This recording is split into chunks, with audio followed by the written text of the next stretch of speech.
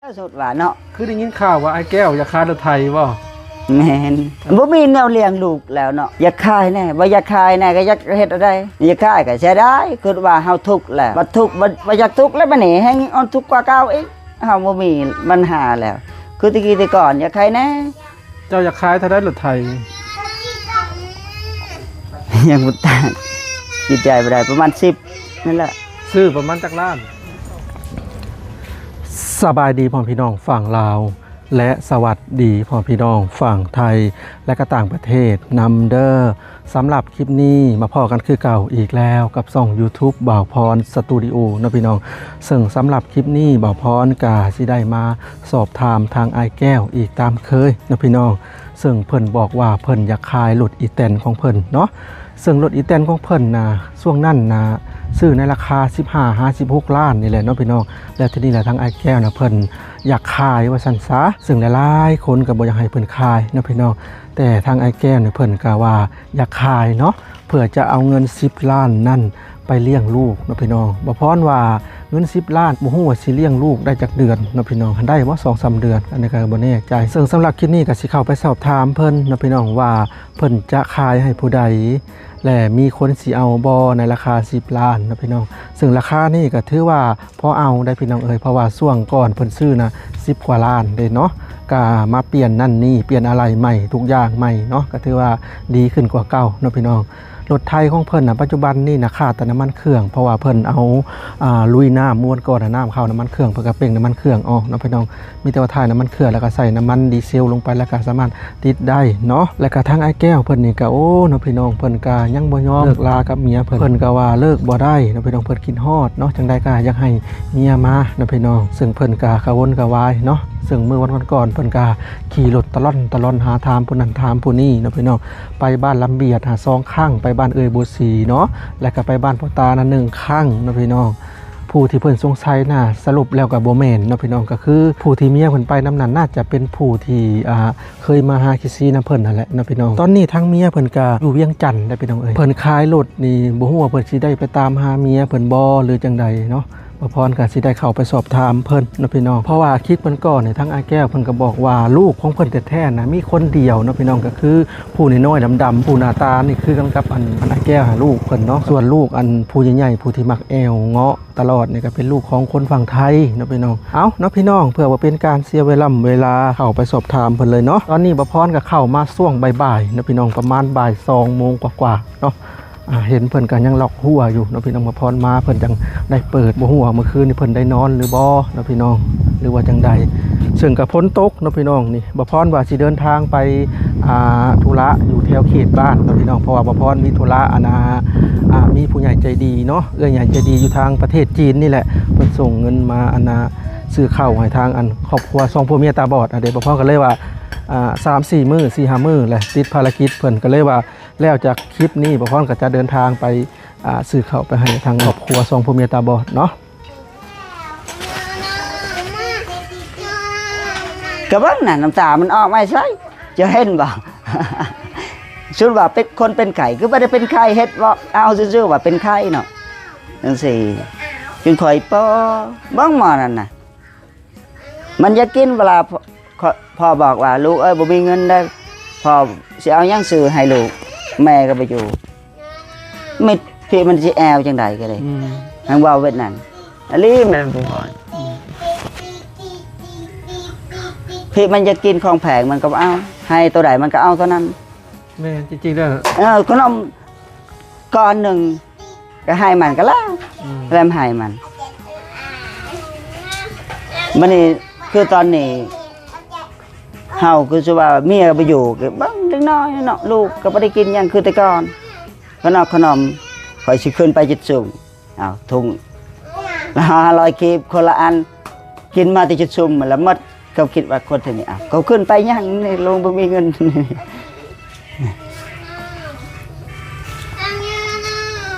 ไปแต่ละมือเถื่อให้เขานอน2 คนเขาแล้วเวลาเขานอนก็ไปให้เจ้าเครียดแบบนี้และและเรื่องเมียเจ้านี่สิดำเนินการยังไงในความคิดของเจ้าค่อยคิด ก็มีแต่ให้ลูกสาวหาตอนนี้ก่อนนั้นไปแจ้งหมดแหละ คล้ายๆแบบให้ลูกสาวเขาน่ะ แม่ ตามหาให้มาเว้ากัน แม่นหันถ้าบ่มาแม่ขนาดเป็นปีแม่มาหานี่คือก็เอาเลี้ยงน้องผู้เดียวตอนนี้จังซี่เลี้ยงลูกผู้เดียวเนาะ หลายๆคนก็อยากฮู้ว่าเพิ่นคือบ่เอาลูกไปนํเนาะ คนหนึงก็ได้ เอาคนหนึงก็ได้คนใหญ่สิบ่ ไฟก็แล้วแต่เขาเลือกเอารถคอยก็บ่ได้ขับลูกเองบ่ลูกเองก็แล้วแต่เขาตังอันนี้ตังเสียเด้เฮาคือเฮาปะอันนั้นเมียคือกันเฮาก็ได้เสียให้เขาคือกันอันหยังก็บ่มีจักอย่างละ แต่ว่ามีชาวบ้านมาขอลูกเจ้าบ่ มี เขาจะได้ไปอยู่นำไปสิ เพศเท่าใดเขาบ่ให้เฮ็ดได้แต่ฮู้ว่าเจ็บใจทรมานซำได้แต่กระเทินมานั่นบ่ให้ เจ้าบ่ให้บ่ แม่นค่อย ใจว่าบ่ให้ บ่ให้ เออ มันเช็ดจังไดก็ตายละมันสิซี่นั่นนะนำว่าสุอันนั้นสุดว่าชั่วแหละให้มันชั่วนํกันหมดทั้งพ่อทั้งลูกเสียจังซั่นแต่เรื่องกังวลกับเมียก็กังวลอยู่แต่เฮ็ดได้ก็บ่มาแต่ค่อยสิสุดว่าสิเอาเมียใหม่เป็นปี2ปีก็เข้าบ่มาคือเก่าอีกนี่ผู้ใหญ่ทางบ่ค่อยเว้าใช่ เอาบ่ได้ซั่นซะ เอาบ่ได้บัดนี้ทั้งเมียค่อยกลับเมียเก่าบัดนี้ค่อยเอาเมียใหม่เขาก็อ้าว ผิดบ่ ผิดค่อยก็สิได้เสียให้เขาเองค่อยไปเลยยามมาปิดกันค่อย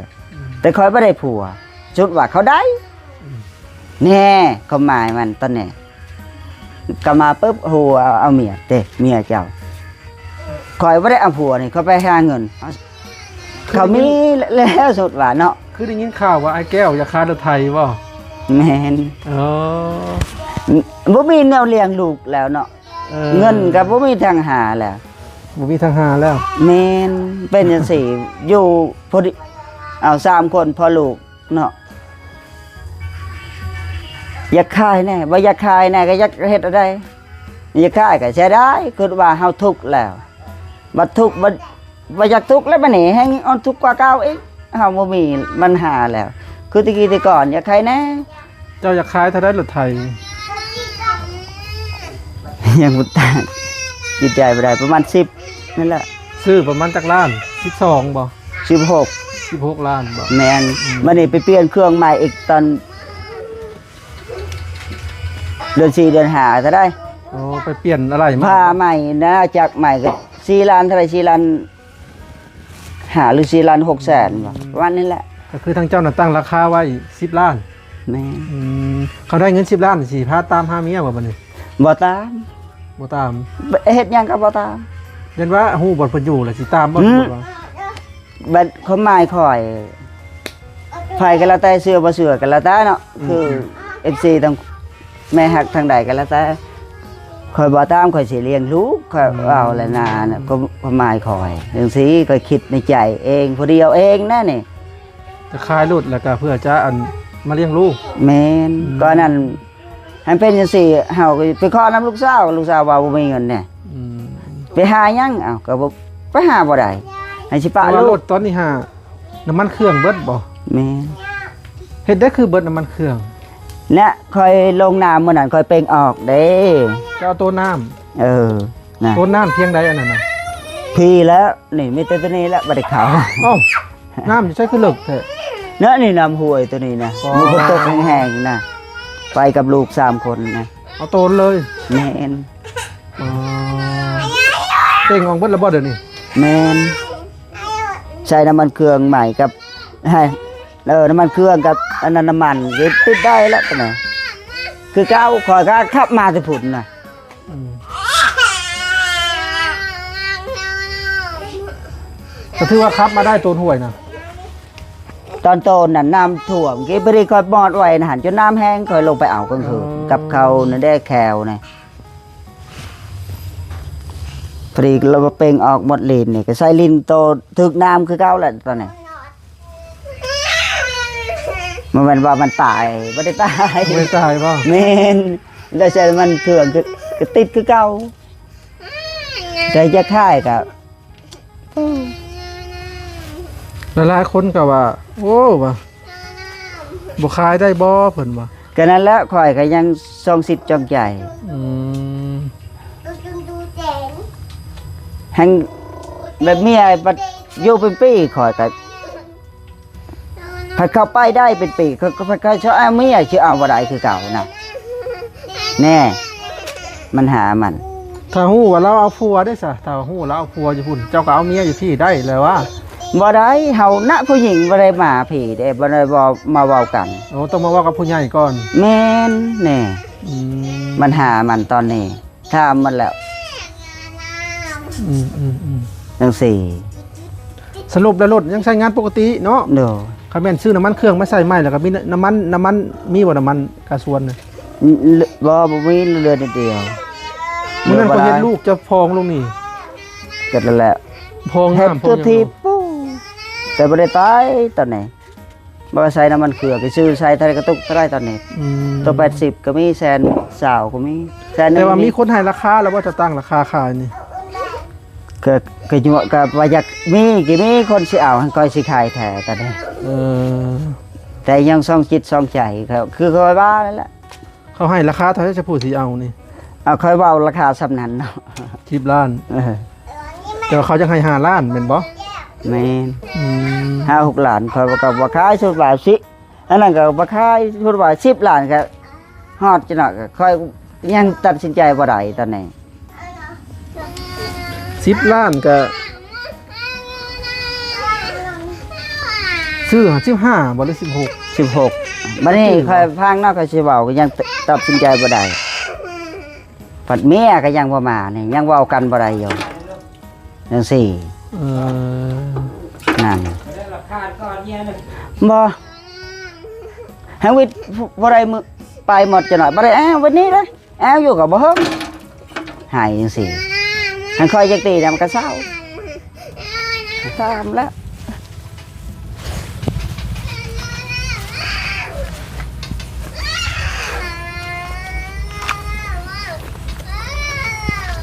วงผักนี่เขาปล่อยบด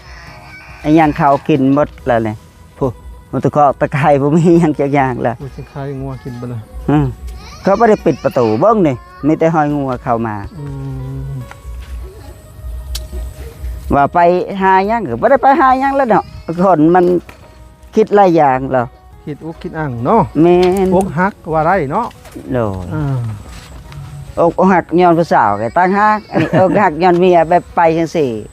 มันคนละอย่างกับเขาเลิกกัน แม่นบ่ แม่ อก น หักกับผู้สาวกับอกหักจากเมียตัวได้หนักกว่ากัน แบบเมียไปจังซี่เฮานักเลยแต่เฮาเลิกกันน่ะ อืม อันนี้มันเจ็บใจทรมานซ้ำได้ อืม เอามาสมมุติว่าเฮาเว้ากันกับเมียแล้วเลิกกันเพิ่นก็สิเอาผัวตัวใดเฮากับฮอดว่าอาทิศหนึงเฮาคิดซ้ำนั้นแหละเนาะสมมุติว่าเฮาก็เว้ากันแล้วเสียกันแล้วมันบ่น่ะสิไปทางไหนก็ไปเอาเมียบ่ได้เรื่องนึงละแม่นบ่สิเอายามใดก็เอาสบาย แต่ว่าเพิ่นไปจากเจ้านี่หลายครั้งแล้วบ่4ครั้งนี่บ่ แม่น ครั้งที่1ที่2ที่3นี่ครั้งได้เจ็บหนักกว่า รุ่นนี้ละ ครั้งนี้เจ็บหนักกว่า แม่น อืม นี่ อืม เฮาไปนั่นยังบ่ทันฮอดผู้ยอกผู้ใหญ่ก็แม่นอยู่กรุงเทพแม่นบ่ อืม นี่เดี๋ยวฮู้ว่าเฮาแต่งเฮาเว้ากันบ่ได้นี่ อืม ตอนนี้ทางพ่อเข้าวัดตอนค่อยมาที่พูดเขาก็มอบทางพี่หมดแล้ว ลูกเขา อืมอืม แน่มีที่คอยรับผิดชอบตอนนี้ ให้ตายกี่ให้เห็นกี่คนเข้าตายกี่คนก็ทั้งคอยนี่ก็อยู่ เฮ็ดได้สั่นน่ะเนาะนี่แม่นแต่ผู้น้องนี่สบาย เพิ่นบ่ได้ให้ผู้นั้นป้อ แอ้วเวลามันจะกินเฮาว่าบ่มีเงินนะพอบ่มีเงินได้ลูกมันก็อยู่ถ้าขึ้นตลาดเอาไว้จะเอาถุงตัวแพงเด้อขนมก้อนหนึ่งถุงละบาทมันก็กินละได้ก้อนหนึ่งพี่ผู้นั้นว่าจับตัวได้แล้วว่าเอาให้ก็บ่แล้ว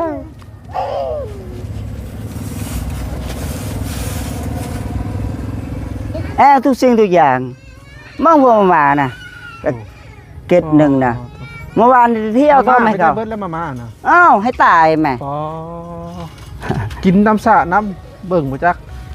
กินมาทุ่มหนึ่งเนี่ยคอยกินฮอดว่าครึ่งหนึ่ง เออ ทิมอยู่ไหนก็อยู่เล่นไปเล่นมาเอาไอ้แล้ว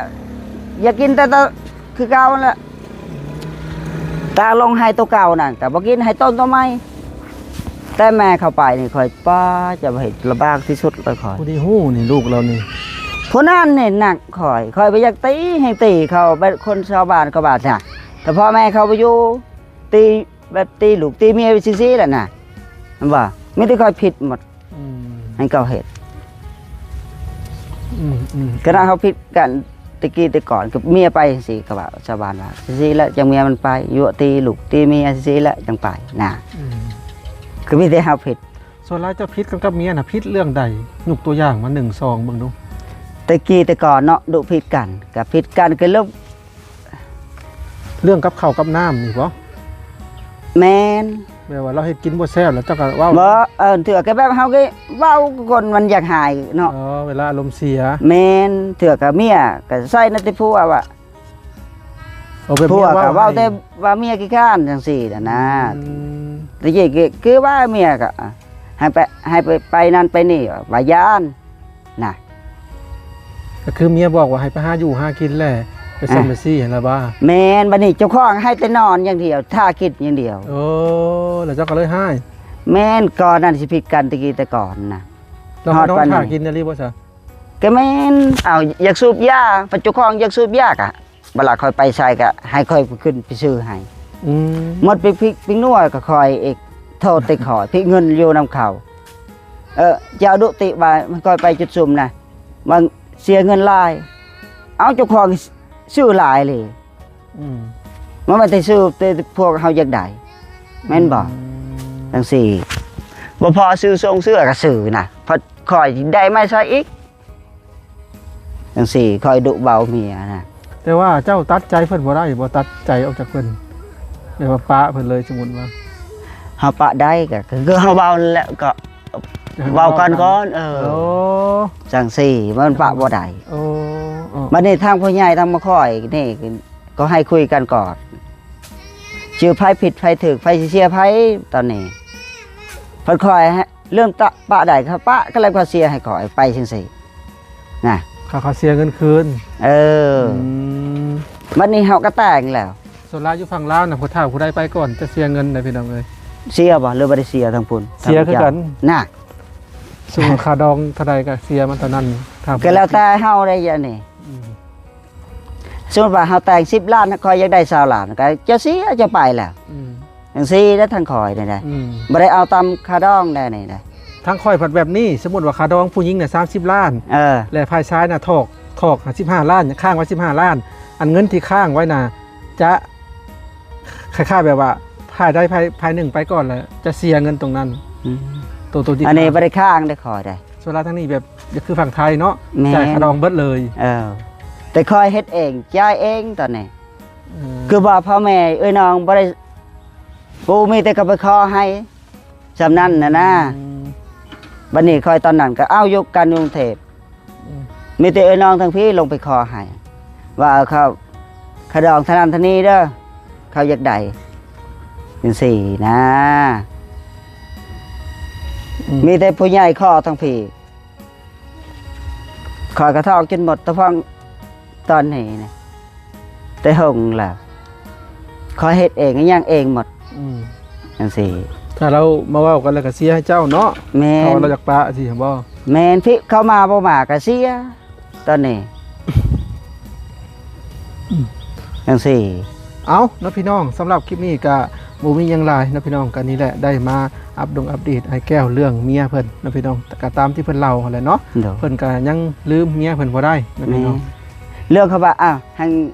เขามาปุ๊บสมมุติว่าให้เขาบ่เอาก็คุยกันก่อนเรื่องใดก็ได้สมมุติว่าเฮาก็ได้เนาะ มาคุยกันเนาะ ก็ต่างคนต่างเห็นหน้ากันเนี่ย อืม ฝ่ายก็ทุกคนดอกว่าสิเลิกกัน ว่าบ่เห็นหน้าเมียนะฮะเห็นหน้าผัวจังเว้าได้อันนี้เฮาเว้าแต่อ้าวทางลูกสาวก็สิเว้าบ่ได้อีกน่ะเขา